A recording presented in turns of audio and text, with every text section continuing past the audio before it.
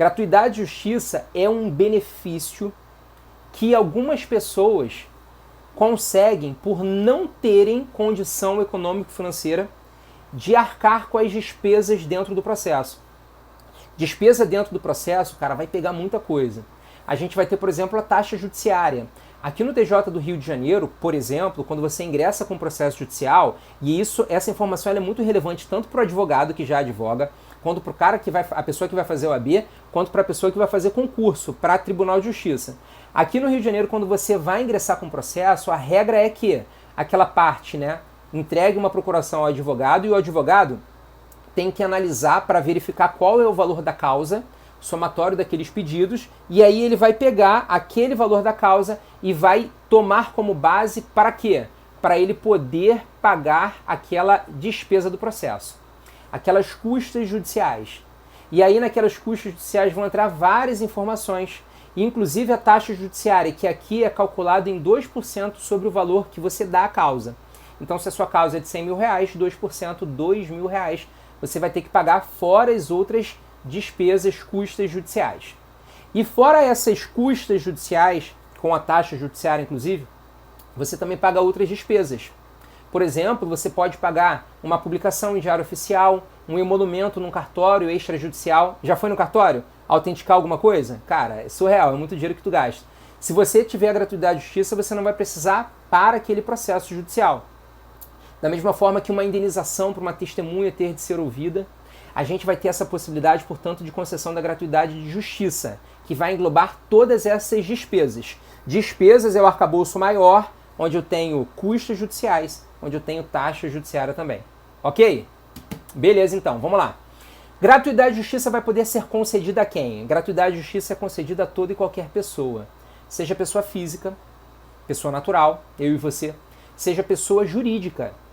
Imagina que a gente tem uma empresa que está indo muito mal das pernas e essa empresa não consegue sequer pagar as suas próprias dívidas, mas ela tem a possibilidade de ingressar com uma execução e conseguir, portanto, um grande fluxo de caixa com uma decisão judicial favorável.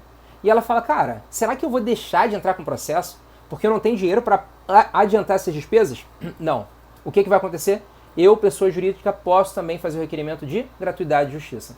Da mesma forma que a pessoa natural, seja ela nacional ou estrangeira, também tem direito. E quando que eu vou pedir gratuidade de justiça? Cara, você vai pedir no primeiro momento que você tiver para falar dentro do processo. Então pode ser na petição inicial se você for autor? Pode. Pode ser o réu na contestação? Também. Pode ser na petição de recurso? Também pode. Pode ser durante o curso do processo? Pode, tranquilamente. E quando o juiz concede essa gratuidade ela pode ser sobre tudo. Tudo que você tiver de antecipar, você não antecipa, porque você tem a gratuidade. Ao final do processo, você não vai ser cobrado por essas despesas processuais. Ao final do processo, mesmo que você seja parte sucumbente, você não vai ser cobrado dessas despesas processuais.